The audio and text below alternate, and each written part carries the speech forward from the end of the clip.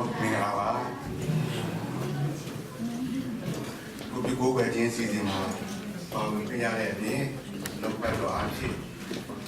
ပြရတဲ့အခွင့်ကိုရတဲ့အတွက်ကြောင့်ဘုရားရှင်ရဲ့ကျေးဇူးတော်ကိုချီးမွမ်းတယ်လို့အလင်းတော်ကိုလည်းကျေးဇူးတင်ရှိပါတယ်ဆိုတာထပ်ပြီးတော့ပေါ်ပြနေပါတယ်စက္ကဆုတောင်းကြစို့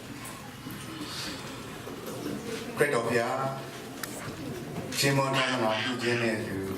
တခင်ဖျားတာမှာလုံးဝင်ချင်းကလည်းရှိနေတဲ့အချိန်ခါမှာနည်းနည်းတိမ်မွေးလာတော့နှုတ်ပတ်တော်ဓမ္မချမ်းသာအဖြစ်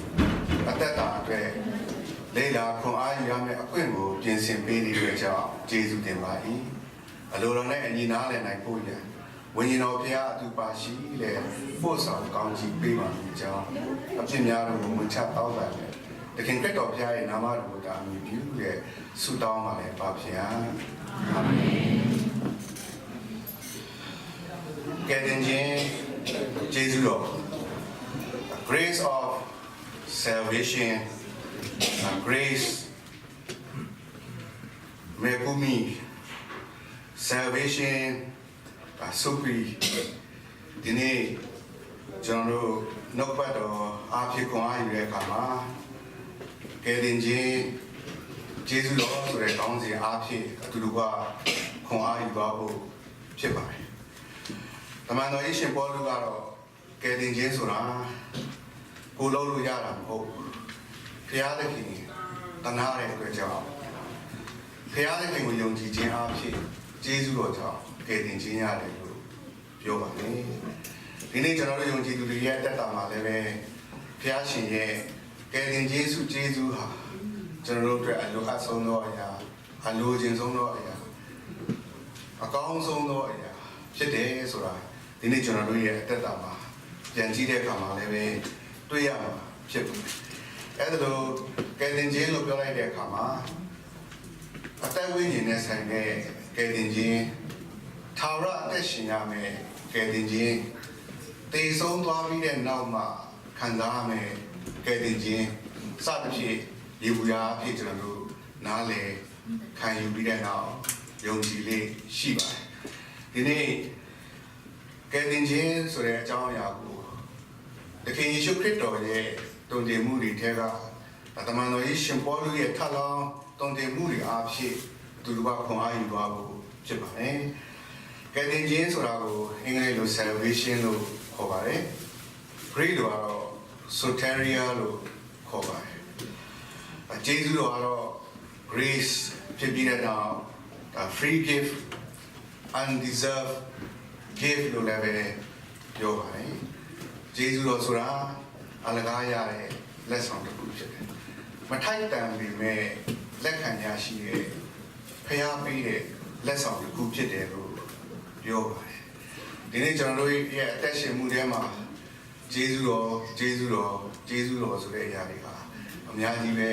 ရှိနေပါတယ်အဲ့ဒီကျေးဇူးတော်တွေထဲမှာမှဘုရားရှင်ရဲ့ကယ်တင်ခြင်းဟာဒီနေ့ကျွန်တော်တို့အတွက်ဘာတွေလှုပ်ဆောင်ထားလဲရှိတယ်ဆိုတော့ကိုလေ့လာသွားဖို့ခွန်အားယူသွားဖို့ဖြစ်ပါတယ်တနည်းအားဖြင့်ပြောမယ်ဆိုလို့ရှိရင်ခုန soteria ဆိုတဲ့ Greek စကားလုံးကိုအသုံးပြုထားတဲ့ခရစ်ဝင်ကျမ်းတွေထဲမှာသခင်ယေရှုခရစ်တော်ကိုတော်တိုင်တုန်တင်တဲ့အကြောင်းအရာတွေကိုလေ့လာပြီးတဲ့နောက်ဘုရားရှင်ရဲ့ကယ်တင်ခြင်းကျေးဇူးတော်ကိုနားလည်ဖို့ရဆက်လက်ပြီးတော့မှအတူတူပါလေ့လာသွားမှာဖြစ်ပါတယ်ပထမဆုံးအနေနဲ့ဒီနေ့ကျွန်တော်တို့ပတ္ထနာတော်ရွတ်ဆိုတဲ့အချိန်ခါမှာအသက်မွေးလောက်သောစာကိုတင်းရဲ့အစဉ်တိုင်းပေးသနာတော်မူပါ Give us our daily bread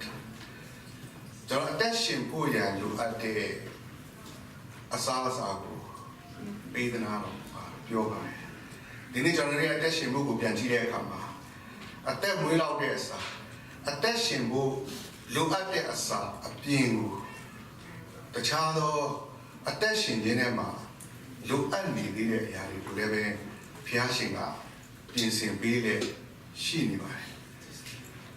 အသက်မွေးလောက်သောအစာကိုရရှိတဲ့အပြင်လုံလောက်သောကျေးဇူးတော်တွေကိုရရှိခံစားပြီးတဲ့နောက်ဒီနေ့ကျွန်တော်တို့နေ့တူကဘာလာနေထိုင်အသက်ရှင်လှုပ်ဆောင်တဲ့ရှိနေကြတာဖြစ်ပါတယ် ဒီပေါ်ပြခြင်းအရာဘာကိုနားလည်နိုင်တယ်လဲဆိုလို့ရှိရင်သခင်ယေရှုခရစ်တော်အားဖြင့်ဒီနေ့ကျွန်တော်တို့အသက်မွေးလောက်သောအစာကိုဖခင်သခင်ပြင်ဆင်ပေးခြင်းဟာဖခင်ရှင်ရဲ့ကယ်တင်ခြင်းကိုခံစားဖြစ်ပါတယ်ဒီနေ့ဂျပန်မှာရောက်ရှိနေတဲ့ညီကိုမောင်နှမတွေဗမာပြည်မှာနေထိုင်တဲ့အချိန်တွေနဲ့နိုင်ရှင်မယ်ဆိုလို့ရှိရင်တော့ကွာမှာပါကျွန်တော်လည်းတလားလောက်ကနေတော့ပြီးတာကွာတယ်ဟုတ်လားကွာတယ်ဆိုတာကျွန်တော်ဝေးရှော့ဖို့စဉ်းစားတယ်ဝေးရှော့ဖို့လမ်းမမြင်ဘူးတော့ဒါနေတိုင်းစားပြောနေတာကတော့ဒီနေ့ကျွန်တော်တို့ရဲ့တက်တာပါဖခင်ရဲ့အသက်ရှင်ဖို့ရန်လိုအပ်တဲ့အစာအာဟာရအပြင်တခြားသောလိုအပ်တဲ့အရာတွေဖခင်ကပြင်ဆင်ပေးနေခြင်းဟာနေ့စဉ်ရက်တိုင်းကျွန်တော်ရဲ့ခန္ဓာအတွက်ဖခင်ရှင်ထံကခံစားရတဲ့ကယ်တင်ခြင်းကျေးဇူးတော်ကိုပြောရမှာဖြစ်ပါတယ်ဖခင်ရှင်ရဲ့ခန္ဓာအတွက်ခံစားရတဲ့ကျေးဇူးတော်ဖြစ်တယ်လို့ဆိုရမှာဖြစ်ပါတယ်ရှင်မသက်ပြည့်ဝင်ကြခန်းကြီးကိုအငယ်20ကနေ20မှာဆန္ဒနေပါလို့တွေးသွနာဆွဲနေတဲ့အမျိုးသမီးတယောက်ကိုသခင်ယေရှုခရစ်တော်ကကုသပေးတဲ့ဖြစ်ရပ်ကိုဖော်ပြထားပါတယ်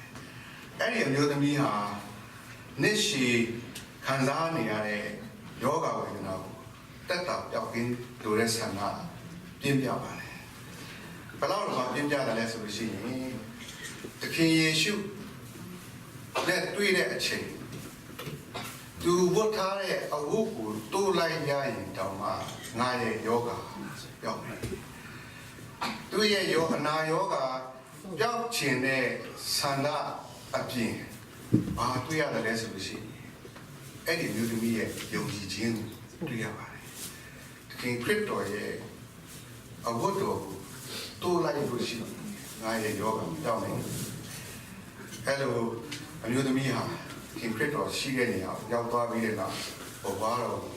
သူ့ခရစ်တော်ကပြန်တော့မှလဲကြည့်အဲ့ဒီမျိုးသမီးကိုတွေ့ငါသမီးမစိုးရင်နဲ့တင်းရင်ယုံကြည်ခြင်းသည်တင့်အနာကိုငြိမ်းစေပြီဆိုပြီးတော့မှမိန့်လို့ပါတယ်ထိုခဏမှစရင်ထိုမိမသည်အနာပြင်းပြောက်နေပြီအဲ့ဒီတည်တင်ခြင်းကတော့ဒီနေ့ကျွန်တော်တို့လူဖြစ်တဲ့အတွက်ကြောင့်အားနည်းချက်တွေရှိတဲ့အတွက်ကြောင့်အထူးသဖြင့်ခန္ဓာရဲ့အားနည်းခြင်းအဖြစ်တွေ့ကြုံခံစားရလေရှိတဲ့အနာရောဂါခံစားရခြင်းမှာဘုရားရှင်ရဲ့ကယ်မခြင်းဖြစ်တယ်လို့ကျွန်တော်တို့ပြောနိုင်မှာဖြစ်ပါတယ်။တခင်ယေရှုခရစ်တော်ကဒီဖြစ်ရလို့ပဲသူ့ရဲ့အမှုတော်သာသနာလုပ်ငန်းတစ်ခုလုံးကိုပြန်ပြီးတော့မှကြည့်တဲ့အချိန်ခါမှာလည်းပဲရှင်မသက်ခန်းကြီး4အငယ်23မှာယေရှုသည်တရားစရာတို့နဲ့ဆုံးမဩဝါဒပေးတယ်နိုင်ငံတော်နှင့်ရှင်တော်ဧဝံဂေလိကိုဟောတယ်လူတို့တွင်အနာရောဂါအမျိုးမျိုးတို့ကိုငြိမ်းစေတယ်ဂါလိလဲပြည်တပြည်လုံးကိုဒေသဆိုင်လဲ့လေတော်မူ၏ဆိုပြီးတော့ပါသူရဲ့အမှုတော်သာသနာလုပ်ငန်းထဲမှာ healing ministry အဖြစ်တခင်ယေရှုခရစ်တော်ဖခင်ကလှုပ်ဆောင်ခဲ့ပါတယ်အဲ့ဒါလိုလှုပ်ဆောင်တဲ့အတွက်ကြောင့်လည်းအဲ့ဒီအချိန်ခါတော့ကအနာရောဂါဆွဲနေတဲ့သူတွေနှစ်ရှည်ကာလကြာဘယ်သူမှမတတ်နိုင်တော့တဲ့အခြေအနေရောက်နေခဲ့တဲ့သူတွေဒါမှကပဲနဲ့တည်သွားတဲ့သူတွေကိုတော့မှပြန်ပြီးတော့မှအသက်ရှင်ခြင်းအဖြစ်တခင်ခရစ်တော်ဖခင်ဟာလူတွေကိုကယ်တင်ဖို့ရလှုပ်ဆောင်ပြီးခဲ့တယ်အဲ့ဒါလိုလှုပ်ဆောင်ခြင်းကိုကြည့်တဲ့အချိန်ခါမှာဒါကလည်းပဲဒီနေ့ကျွန်တော်တို့အသက်ရှင်ခြင်းနဲ့မှာအနာရောဂါကနေတက်တာပျောက်ကင်းဖို့ရအတွက်ဘုရားရှင်ရဲ့ကယ်တင်ခြင်းလို့ပြောလို့ရပါတယ်။ရှင်မသက်ပြည့်ခန်းကြီး9အငယ်1ရှင်မကုခန်းကြီး2အငယ်9ကနေ9မှာပေါ်ပြထားတဲ့ဖြစ်ရပ်ကိုပြန်ကြည့်တဲ့အချိန်မှာလူတွေကလက်ချီတည်ပြီးတော့မှအဲ့ရတော့မှသုံးလုံးလဲနေတဲ့သူကိုသခင်ခရစ်တော်ဘုရားရှင်ကိုခေါ်လာကြပါတယ်။အဲ့ဒါလိုခေါ်လာကြတဲ့အချိန်မှာသခင်ယေရှုခရစ်တော်ကဘာပြောတယ်လဲဆိုလို့ရှိရင်သူတို့ရဲ့ယုံကြည်ခြင်းကိုမြင်ပြီးတဲ့နောက်လက်ချေသေးတဲ့သူငါသာမစိုးရင်နေတင်းရဲ့အပြစ်ကိုလွတ်စေပြီမိန်တော်သုံးလုံးလဲနေတဲ့ခြေလက်တွေနေတဲ့လူနာကိုသခင်ခရစ်တော်စီကိုကုသမှုကို လောက်ဆောင်တာဖြစ်ပါတယ်တကယ်တမ်းတော့အဲ့ဒီယောဂါကိုတက်တာအောင်လုပ်ပေးဖို့ဖြစ်ပါတယ်တို့တော်လည်းပဲသခင်ခရစ်တော်ပြောတဲ့စကားကိုပြန်ကြည့်တဲ့အခါမှာခုနကအမျိုးသမီးနဲ့မတူပါဘူးငါသာမစိုးရင်နေတင်ကြီးအပြစ်ကိုလွတ်စေပြီတင်ကြီးအပြစ်ကိုလွတ်စေပြီအပြစ်တစ်ခုကြောင့်ယောဂခံစားရတယ်လို့ခံယူနေတဲ့ယူဒလူတွေအတွက်သူတို့ရဲ့အပြစ်လွတ်ခြင်းဟာသူတို့ရဲ့ယောဂကတတ်တာစီခြင်းဖြစ်ပါတယ်တနည်းအားဖြင့်တော့အပြစ်တစ်ခုကြောင့်ဒီယောဂကိုခံစားနေရတယ်ဆိုတော့ယုံကြည်ချက်ရှိနေခြင်းအဖြစ်ကိုယ့်ရဲ့တက်တာပါအဲ့ဒီအပြစ်မလွတ်ခြင်းဟာသူ့ရဲ့အနာယောဂပျောက်ခြင်းမပျောက်ခြင်းနဲ့တက်ဆိုင်နေတဲ့သဘောမျိုးတွေ့ရပါတယ်တို့တော်လည်းပဲဒီဖြစ်ရကိုကြည့်တဲ့အချိန်မှာသခင်ယေရှုခရစ်တော်ကယောဂကိုဥဒပေးတာဖြစ်တော်လည်းပဲအနာယောဂကိုဥဒနာထက်စိတ်ယောဂဥဒပေးပြီးတော့မှလှုပ်ဆောင်တာဖြစ်တယ်လို့နားလည်ရပါတယ်ဒီဖြစ်ရအဖြစ်သခင်ယေရှုခရစ်တော်ဖျားဒီနေ့ကျွန်တော်တို့ရဲ့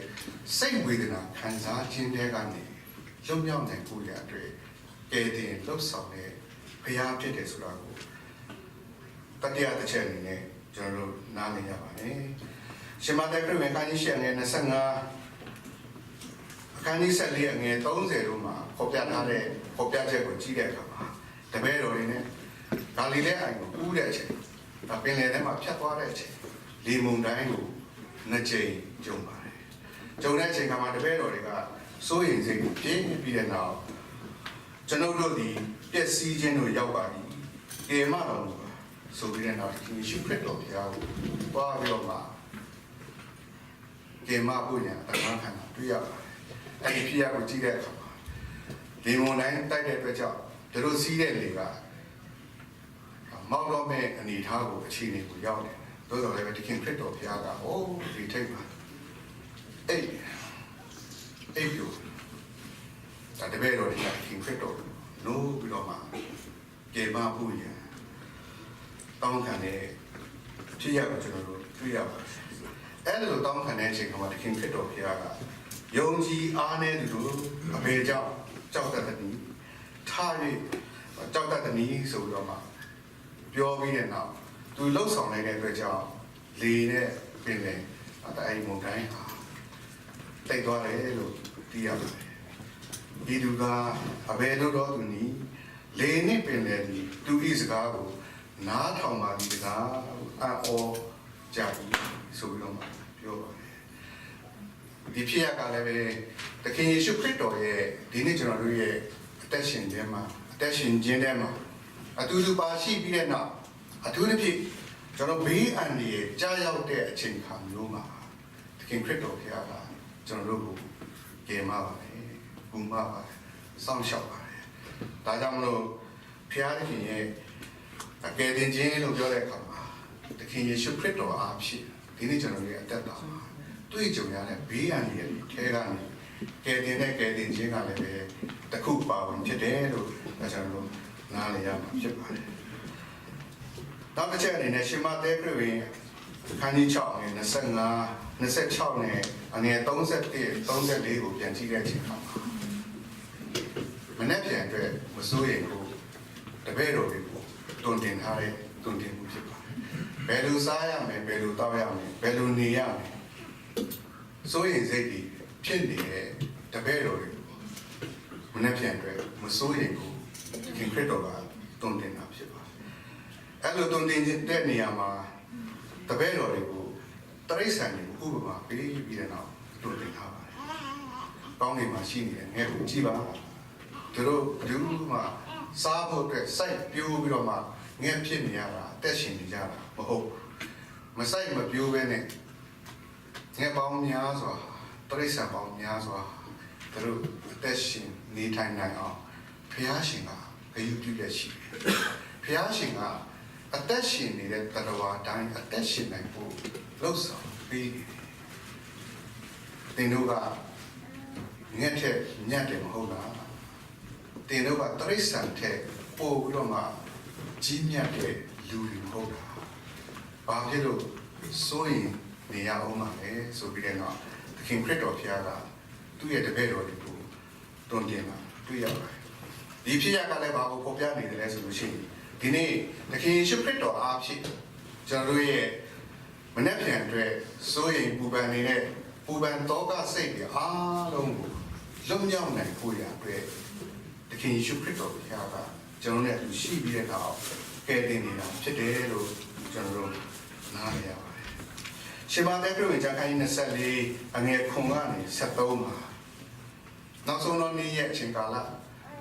ဒုတိယအချိန်ကြွလာမယ့်အချိန်ကာလအကြောင်းနဲ့ပတ်သက်ပြီးတော့မှတခင်ခရစ်တော်တပည့်တော်တွေကိုတွင်တင်ထားတာ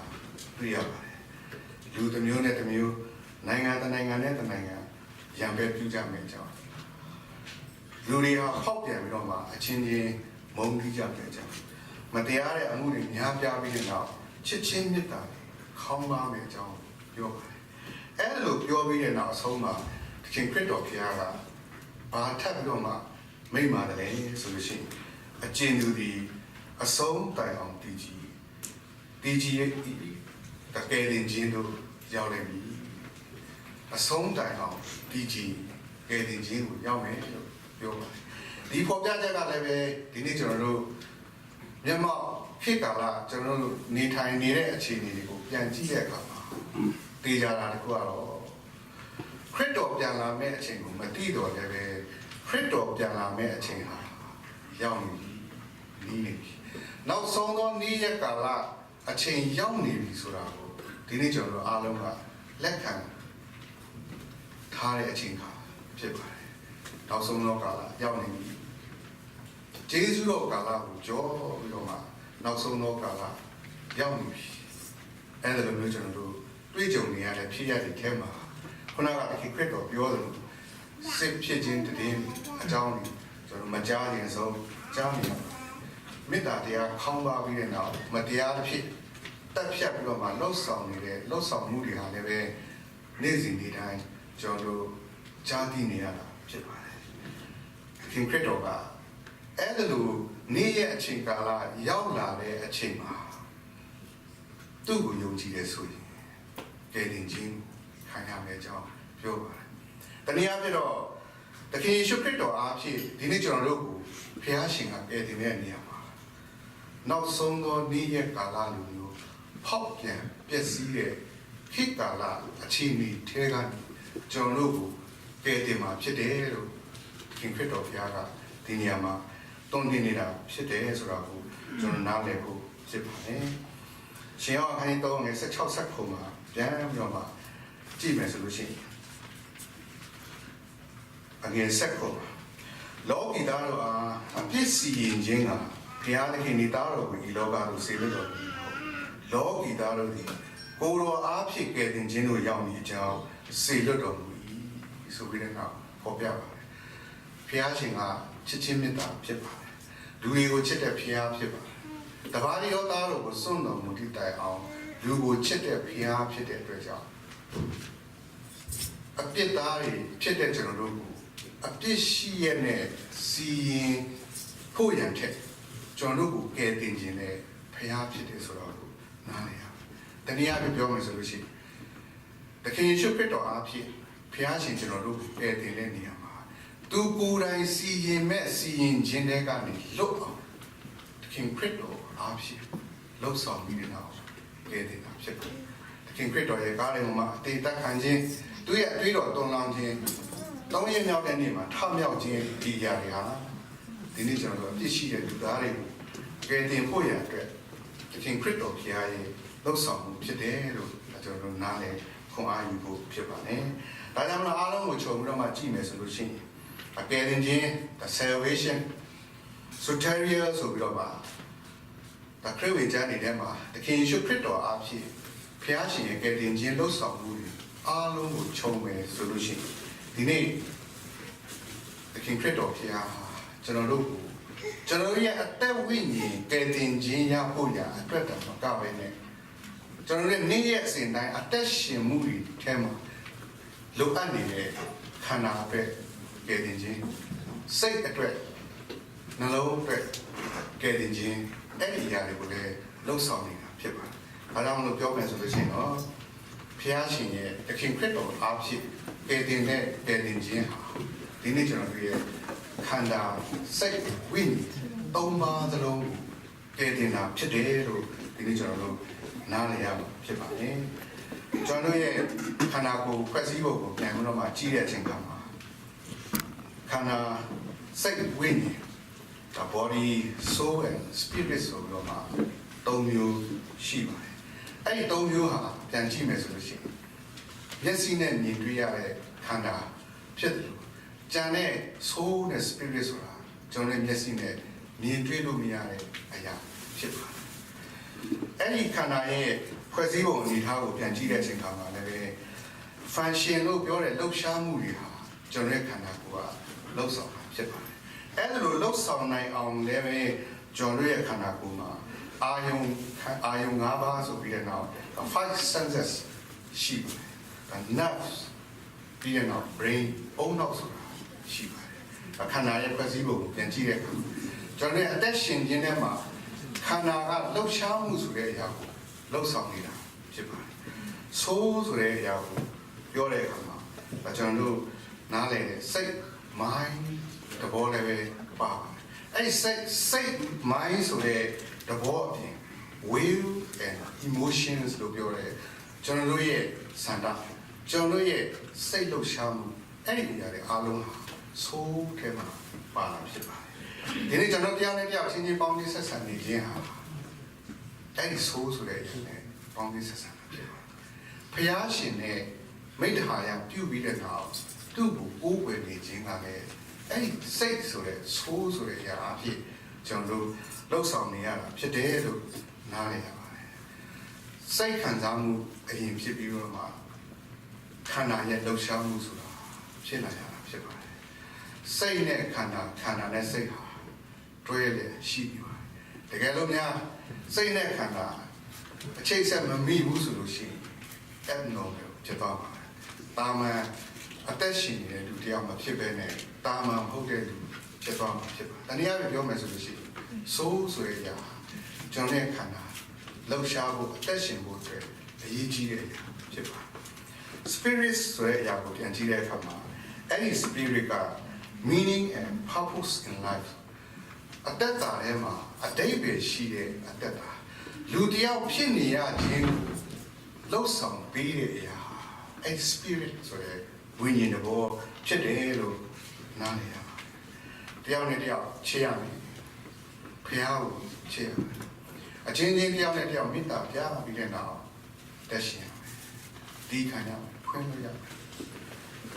ဝမ်းမြောက်ရမယ်ပျော်ရွှင်ရမယ်အဲ့ဒီတဘောတွေဟာဝိညာဉ်တဘောတွေဖြစ်တယ်လို့ကျမ်းစာရဲ့ဖော်ပြချက်အရနားလည်ရပါတယ်ဒီနေရာမှာလည်းပဲအဲ့ဒီ spirit ဆိုတဲ့အရာဟာဒီနေ့ကျွန်တော်တို့လူဖြစ်နေရခြင်းရဲ့လူတယောက်လိုအသက်ရှင်နေရခြင်းရဲ့အတိတ်ပဲရှိခြင်းကိုအဲ့ဒီဝိညာဉ်ဆိုတဲ့အရာကလှုပ်ဆောင်ပေးတာဖြစ်တယ်လို့ကျွန်တော်တို့နားလည်ရပါတယ်ခန္ဓာစိတ်ဝိညာဉ်၃ပါးရှိတဲ့နေရာမှာအဲ့ဒီ၃ပါးစလုံးကအရေးကြီးပါတယ်အဲ့ဒီ၃ပါးထဲမှာအားလုံးကအရေးကြီးတယ်လို့ဘယ်အရာကအရေးကြီးဆုံးဖြစ်မလဲလို့ကျွန်တော်စဉ်းစားတဲ့အခါမှာဝိညာဉ်ကအရေးကြီးဆုံးဖြစ်ပါတယ်စိတ်ဆိုတဲ့အရာကလည်းအရေးကြီးတယ်ခန္ဓာကလည်းပဲအရေးကြီးတယ်တိုးတော်လည်းပဲပို့ပြီးတော့မှအရေးကြီးတာဝိညာဉ်ဖြစ်ပါတယ်အဲ့ဒီဝိညာဉ်တဘောရမှန်ကန်မှုရှိမှသာလေဒီနေ့ကျွန်တော်တို့ရဲ့အသက်ရှင်ခြင်းဟာဒါတိတ်ပဲရှိမှဖြစ်တယ်လို့ကျွန်တော်တို့နားလည်ရပါတယ်ဒါကြောင့်ကျွန်တော်ဂျပန်မှာရောက်တာဒီနေ့နဲ့ဆိုရင်25ရက်ရှိပါပြီတလားနီးပါးတော့ရှိတာဒါကျွန်တော်တွေးတာကျွန်တော်ဂိုင်းလုပ်တဲ့ဟိုကြီးမကြီးတွေနောက်ကိုကျွန်တော်လိုက်အခုတော့သူတို့တာမန်သွားတဲ့နောက်ကိုကျွန်တော်မနေ့ကြိုးစားပြီးလိုက်တာအခုတော့ပြီးပါပြီသူတို့ပုံမှန်သွားတာတော့မှတော်တော်မြန်ကျွန်တော်နောက်ကနေပြေးပြီးတော့လိုက်ရတယ်ဖြစ်မောတယ်တော့လည်းဒါလေးချင်းတော့ရလာပါပြီနောက်တော့ဆက်ပြီးတော့မှအဲ့ဒါကိုဆက်သွားမယ်လမ်းလျှောက်ကလမ်းလျှောက်ယထာဘောမှာပြေးပြီးတော့မှတက်ယထာဘောမှာပြေးပြီးတော့ဆင်းရ walk by walk လမ်းလျှောက်တော့ပါလို့ဒါလှုပ်ကြတယ်မင်းညပဲ ကိုစုံတော်နဲ့စကားပြောတော့ဒီမှာမေးတယ်အခုဒီမှာဂျပန်လူမျိုးတွေလူတွေဘယ်လိုမြင်လဲကျွန်တော်ကတော့ဟိုအင်မတန်မှ rush နေကြတဲ့လူတွေပဲမြင်တယ်ပြောသူကဟုတ်စိတ်ရုပ်လူဖြစ်နေတယ်စိတ်ရုပ်လူဖြစ်မနဲ့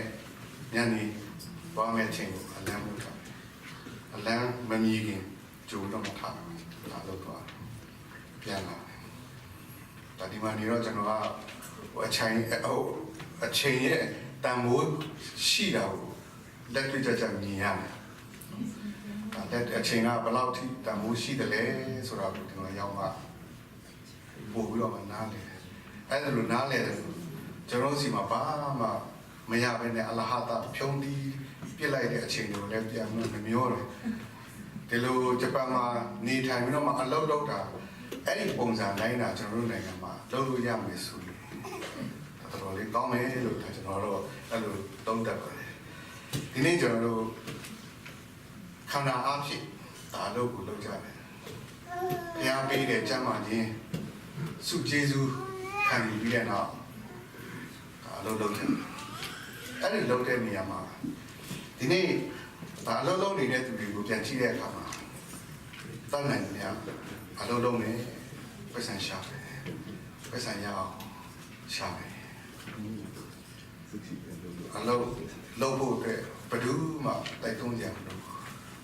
ကိုယ်ကတော့ကိုယ်ကအလုပ်လုပ်ကိုယ်ကိုကြိုးစားနှစ်ခုလုပ်ရရင်နှစ်ခုလုပ်သုံးခုလုပ်ရရင်သုံးခုလုပ်ဒါဘယ်သူမှတိုက်တွန်းတာမဟုတ်ပါဘူးတိုးတော်လည်းပဲကိုယ့်ရဲ့စိတ်ကကိုယ့်ရဲ့ခန္ဓာမောင်းနေအဲ့ဒါလို့စိတ်ရဲ့မောင်းနေမှုကြောင့်ဒီနေ့ခန္ဓာကိုလှုပ်ရှားပြီးတော့မှအလုပ်လုပ်ဘယ်လောက်ထိတော့မဖြစ်သွားသလဲဆိုလို့ရှိရင်အလုံးမရှိမနေတတ်တော့အဲ့လောက်ထိတော့မှဖြစ်သွားမယ့်သဘောမျိုးကျွန်တော်မြင်ပါတယ်ကျွန်တော်အနေနဲ့ဒီနေ့တော့ပတ်တော်အားဖြင့်ခေါ်အားပေးတဲ့နေရာမှာဒီနေ့အလုပ်ကြိုးစားပြီးတော့မှလုပ်နေကြတယ်ဒါတင်းသူတင်းသားဒါယုံကြည်သူကျွန်တော်တို့ရဲ့မိတ်ဆွေငယ်ချင်းတွေကိုမြင်တဲ့အခါမှာကျွန်တော်လည်းပဲခွန်အားရပါတယ်ကျွန်တော်လည်းပဲခွန်အားပေးခြင်းပါတယ်လူရဲ့ခန္ဓာစိတ်ဝိညာဉ်သုံးပါးစလုံးဟာသဟဇာတာဖြစ်ဖို့အရေးကြီးပါတယ်ကိုယ်ကပဲလုံးနေပြီးတော့မှစိတ်မပါရင်ခန္ဓာတစ်ဖြုတ်တော့ရတယ်သို့တော်လည်းစိတ်ထောင်းကိုကြည်လို့ပြောသလိုခန္ဓာရဲ့လှုပ်ရှားမှုအတွက်အများကြီးပဲ effect ရှိနိုင်တယ်စိတ်ကိုထားတတ်ဖို့လိုအပ်ပါတယ်အဲ့ဒီထက်ပိုပြီးတော့မှအရေးကြီးတာကတော့ဝိညာဉ်ကိုပို့ပြီးတော့မှကျွန်တော်ရဲ့အသက်ရှင်မှုမှန်ကန်အောင်ကျွန်တော်ရဲ့လှုပ်ဆောင်တဲ့အရာတွေအတိတ်ပဲရှိအောင်ဝိညာဉ်တဘောအားဖြင့်ချင်းချင်းပြီးတော့မှအသက်ရှင်မှုလိုအပ်တယ်လို့ကျွန်တော်အနေနဲ့ခွန်အားပေးခြင်းဖြစ်ပါတယ်ခုနကတမန်တော်ကြီးရှင်ဘောလူကဘုရားရှင်ရဲ့ကယ်တင်ခြင်းကိုခံရတာယုံကြည်ခြင်းအားဖြင့်ကျေးဇူးတော်ကြောင့်ကယ်တင်ခြင်းကိုခံရတယ်ဘုရားကိုယုံတယ်ဘုရားသခင်ကကျွန်တော်တို့အတွက်လုပ်ပေးဒါကြောင့်လည်းကယ်တင်ခြင်းရတယ်ပြောတော့လည်းပဲဖိလိပ္ပိဩဝါဒစာခန်းကြီးနဲ့ငယ်7:73မှာတမန်တော်ကြီးရှင်ဘောလူကဘာပြောတယ်လဲဆိုလို့ရှိရင်ကိုယ့်ကိုယ်ကိုကယ်တင်ခြင်းကကိုယ်တိုင်ကြိုးစားအားထုတ်ကြလို့ဆိုတော့ပြောပါတယ်ဖခင်ကကျွန်တော်တို့ကယ်တင်ခြင်းသခင်ယေရှုခရစ်တော်အားဖြင့်ရရှိခံစားစေတယ်အဲ့ဒီသခင်ခရစ်တော်အားဖြင့်ကျွန်တော်တို့အတွက်ပေးတဲ့ကယ်တင်ခြင်းကိုလက်ခံရယူတဲ့နေရာမှာကျွန်တော်တို့ရဲ့ကြိုးစားအားထုတ်မှုဟာလိုအပ်တဲ့အတိတ်ပဲနဲ့ဒီနေရာမှာပြောလာတာဖြစ်ပါတယ်ဒါကြောင့်ဒီနေ့ကျွန်တော်တို့ကယ်တင်ခြင်းနဲ့ကျေးဇူးတော်ကိုပြန်လည်ပြီးတော့မှစဉ်းစားဆင်ခြင်တဲ့အချိန်မှာသခင်ယေရှုခရစ်တော်ကပြောတယ်ဆိုလို့ရှိရင်ရှင်ယောဟန်အခန်းကြီး9အငယ်44မှာ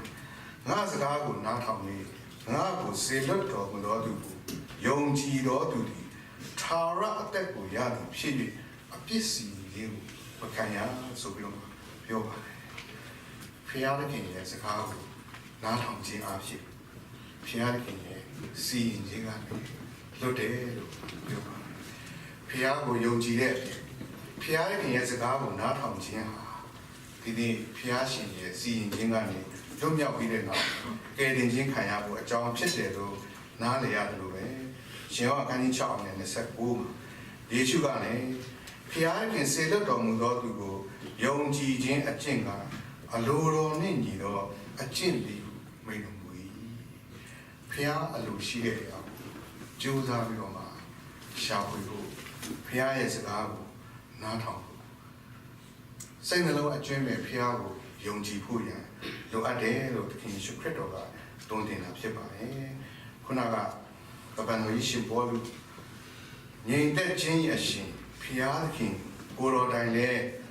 တင်တို့ကိုအကုန်စင်တန့်ရှင်းတော်မူပါစေတော့ဆိုပြီးတဲ့နောက်တက်တက်ခိုင်း9:23မှာတွန်းတင်တဲ့နေရာမှာသခင်ယေရှုခရစ်တော်ရဲ့ဒုတိယအကြိမ်ကြွလာမယ်အကြောင်းအရာရည်ညွှန်းပြီးတော့မှတွန်းတင်ထားတာဖြစ်ပါတယ်သခင်ယေရှုခရစ်တော်ကြွလာတော့မယ်နောက်ဆုံးသောနေ့ရဲ့အချိန်ကာလရောက်နေပြီ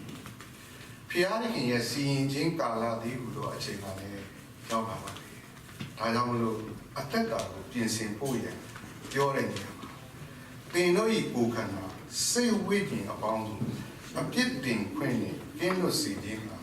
ဆောင်မတော်မူပါစေတော့ဆိုတဲ့ဆုတောင်းချက်ဆန္ဒပြုချက်အားဖြင့်တက်တာလုံးနဲ့ဒီလိုတင်တာလို့တွင်တယ်လို့ဒီနေ့ကျွန်တော်တို့ကိုလည်းတွင်တင်နေရှိနေပါတယ်ခန္ဓာစိတ်ဝိညာဉ်သုံးပါးစလုံးတဟဇာတာဖြစ်ပြီးတော့မှဘုရားရှင်အလိုတော်ရှိတဲ့အတိုင်းအသက်ရှင်ခြင်းအားဖြင့်ဒီနေ့ကျွန်တော်တို့ရဲ့တက်တာကိုအကောင်းဆုံးပြင်ဆင်လုပ်ဆောင်သွားကြရအောင်လုပ်ပတ်တော်အားဖြင့်ဟောအပ်ပြီးတော့ကျေးဇူးတင်ပါတယ်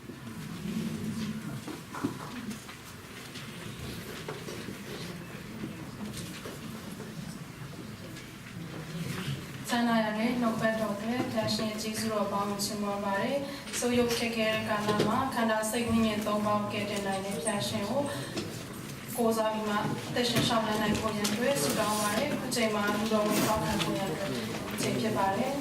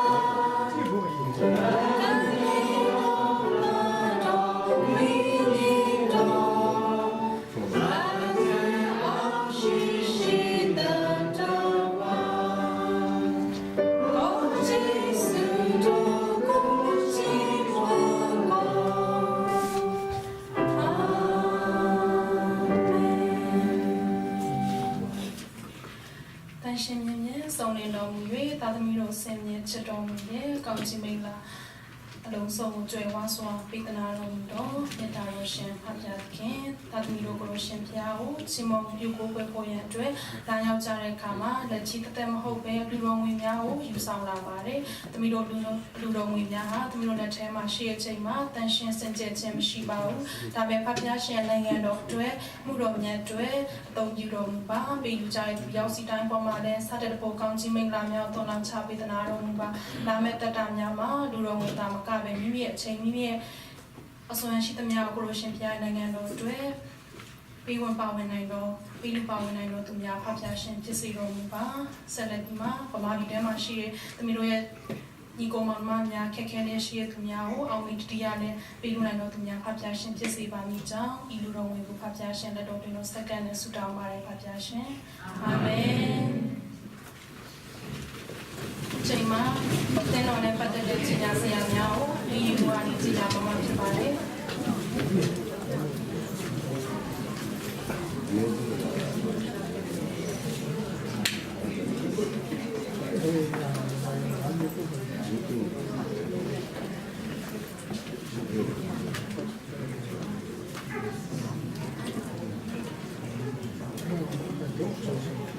မတို့ရဲ့ကျင်းတော်မှာလာရောက်ပါဝင်ကြတဲ့ဒီလူကျင်းသားများအားလုံးကို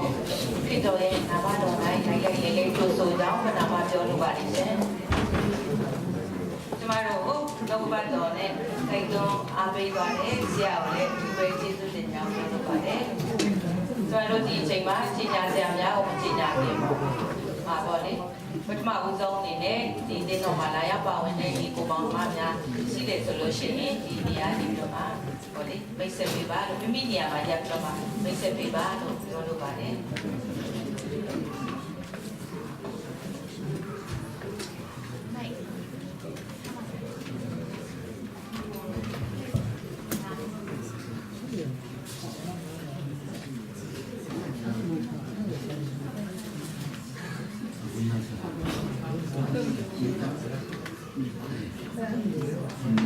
Istang-sana sekali ko, nosan nga rin. Anyo ko rin nga siya man mo buka. Iki buka ko na tiksa ko rin. Yan chong nung rin. Nga daw ra kau sa chan rin ro nga daw rin.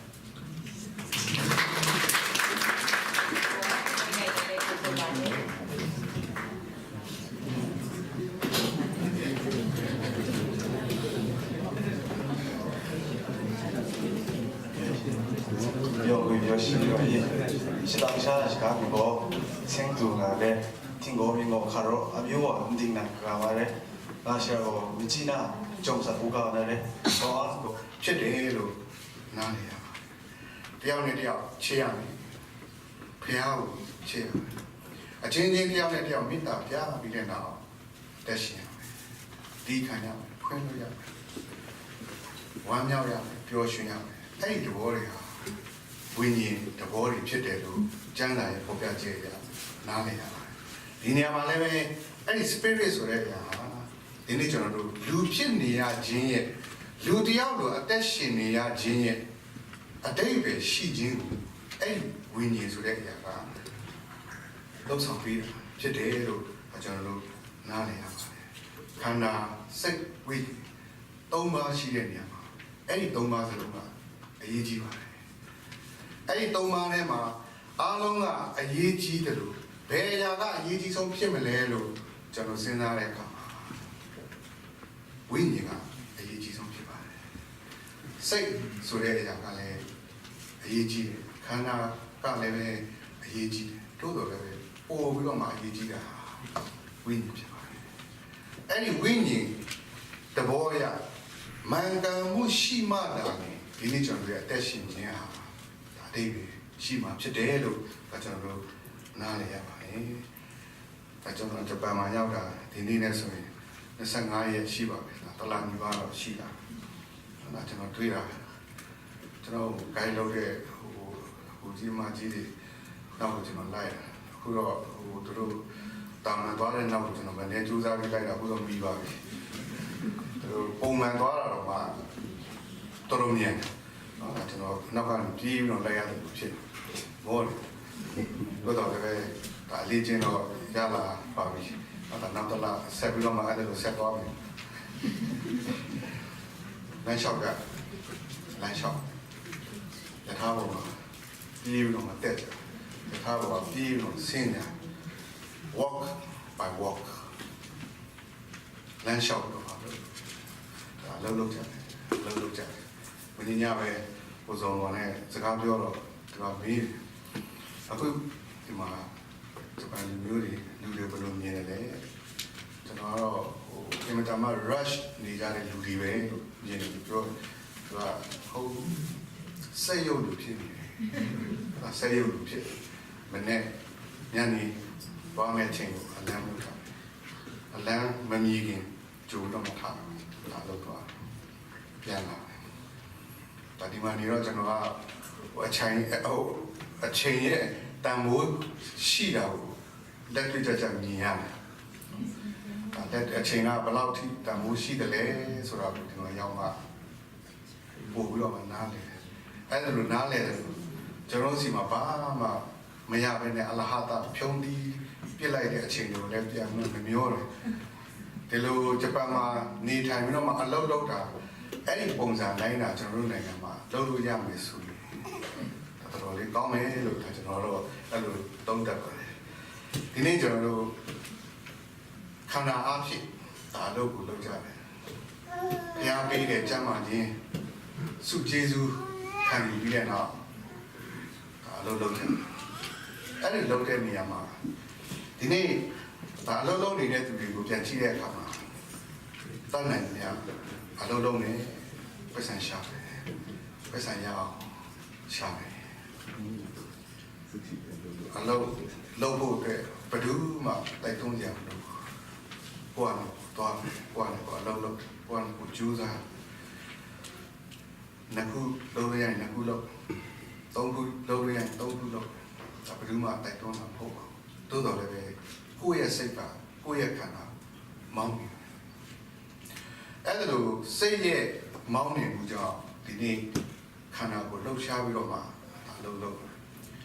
ဘယ်လောက်ထိတော့မဖြစ်သွားသလဲဆိုလို့ရှိရင်အလုံးမရှိမနေတတ်တော့အဲ့လောက်ထိတော့မှဖြစ်သွားမယ့်သဘောမျိုးကျွန်တော်မြင်ပါတယ်ကျွန်တော်အနေနဲ့ဒီနေ့နှုတ်ပတ်တော်အားဖြင့်ခေါ်အားပေးတဲ့နေရာမှာဒီနေ့အလုပ်ကြိုးစားပြီးတော့မှလုပ်နေကြတယ်ဒါတင်းသူတင်းသားဒါယုံကြည်သူကျွန်တော်တို့ရဲ့မိတ်ဆွေတငယ်ချင်းတွေကိုမြင်တဲ့အခါမှာကျွန်တော်လည်းပဲခွန်အားရပါတယ်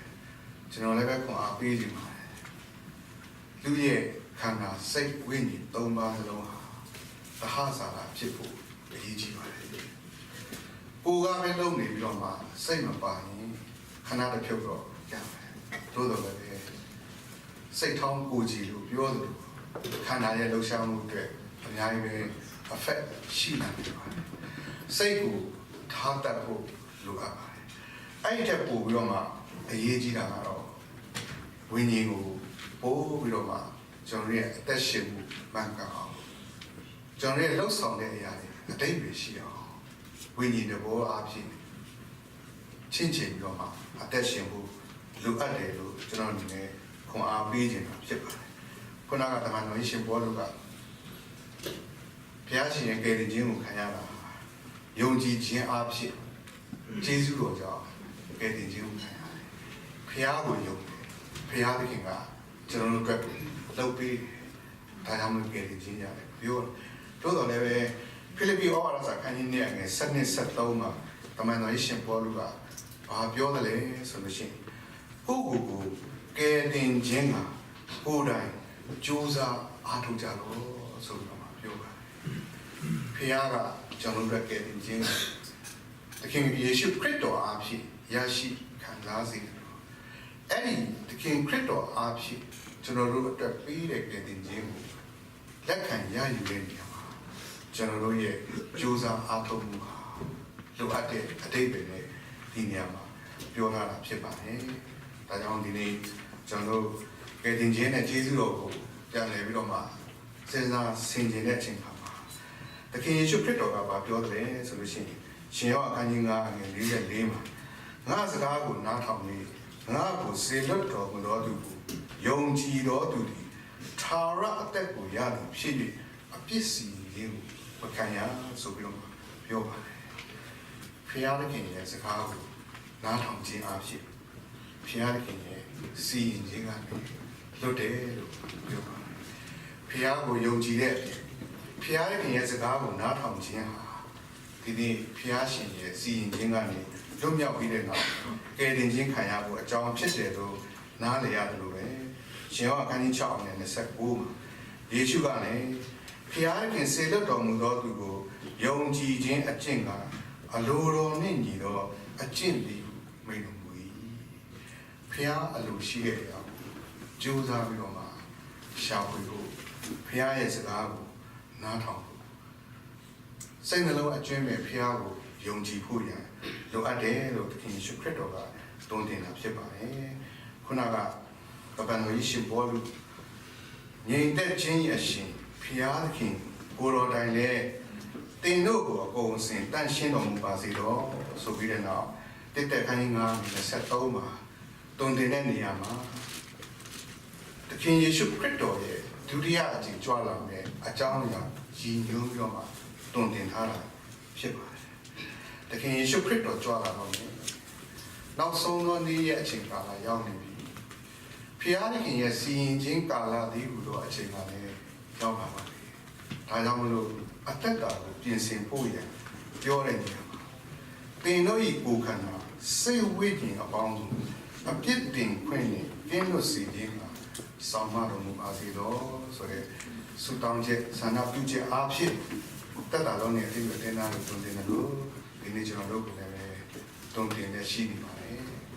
ခန္ဓာစိတ်ဝိညာဉ်သုံးပါးစလုံးတဟဇာတာဖြစ်ပြီးတော့မှဘုရားရှင်ရဲ့အလိုတော်ရှိတဲ့အတိုင်းအသက်ရှင်ခြင်းအားဖြင့်ဒီနေ့ကျွန်တော်တို့ရဲ့တက်တာကိုအကောင်းဆုံးပြင်ဆင်လုပ်ဆောင်သွားကြရအောင်လုပ်ပတ်တော်အားဖြင့်ဟောအပ်ပြီးတော့ယေရှုတင်ပါ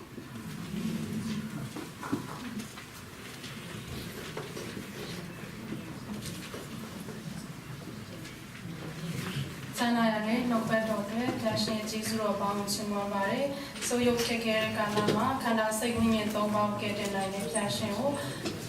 ကိုးစားပြီးမှအသက်ရှင်ရှောင်နိုင်ဖို့ရန်အတွက်ဆုတောင်းပါတယ်။အခုချိန်မှာလူတော်ဝင်ပေါင်းခံဖို့ရန်အတွက်ချိန်ဖြစ်ပါတယ်။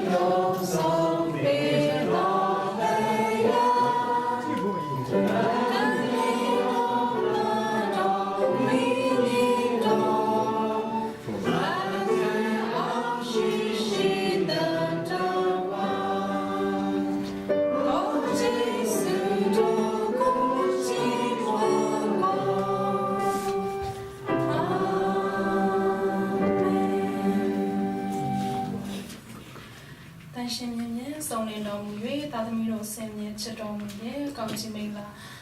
အလုံးစုံကိုကြွယ်ဝစွာပေးသနာတော်မူတော်မြတ်တော်ရှင်ဖခင်သခင်သာသမီတို့ကိုရှင်ဖျားကိုချီးမွမ်းပြုကိုးကွယ်ဖို့ရန်အတွက်လာရောက်ကြတဲ့အခါမှာလက်ချီတသက်မဟုတ်ပဲလူတော်ငွေများကိုယူဆောင်လာပါတယ်။သမီးတို့လူ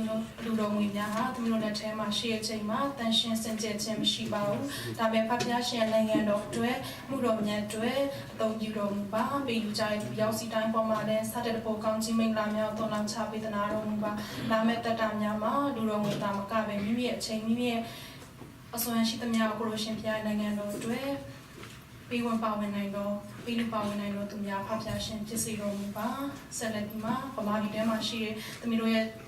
ညီကောင်မများခက်ခဲတဲ့ရှိတဲ့သူများကိုအောင်မြင်တရားနဲ့ပေးလူနိုင်တော့သူများဖျားရှင်ဖြစ်စေပါမိကြောင်းဤလူတော်ဝင်ကိုဖျားရှင်လက်တော်တွင်တော့စက္ကန့်နဲ့ဆုတောင်းပါတယ်ဖျားရှင်အာမင်ချိန်မှာ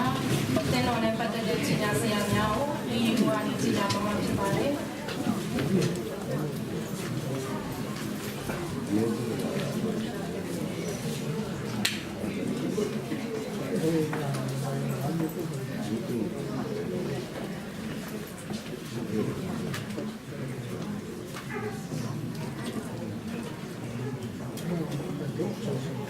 မတို့ရဲ့တင်တော်မှာလာရောက်ပါဝင်ကြတဲ့ဒီလူတင်သားများအားလုံးကိုခရစ်တော်ရဲ့နာမတော်၌လိုက်လိုက်လေးလေးကြိုဆိုကြောင်းနာမပြောလိုပါတယ်ရှင်။ကျမတို့ကိုလောကပတ်တော်နဲ့တိုက်တွန်းအားပေးသွားတဲ့ဆရာကိုလည်းဒီပဲကျေးဇူးတင်ကြောင်းပြောလိုပါတယ်။ကျမတို့ဒီအချိန်မှာကြီးညာဆရာများကိုကြီးညာပြင်ပါ။မှာပေါ့လေပထမဦးဆုံးအနေနဲ့ဒီတင်တော်မှာလာရောက်ပါဝင်တဲ့ဒီကိုပေါင်းမများရှိတယ်ဆိုလို့ရှိရင်ဒီနေရာဒီမျိုးမှာဟိုလေမိတ်ဆက်ပေးပါလို့မိမိနေရာမှာရပ်ပြီးတော့မှမိတ်ဆက်ပေးပါလို့ပြောလိုပါတယ်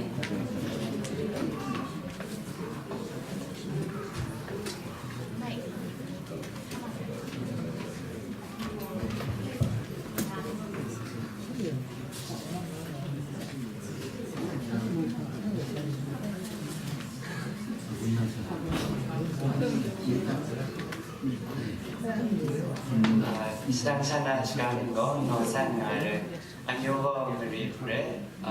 ngasra man mo buka itu buka wana tiksa re jong dong le ngadora khau sau chang he ro ngadora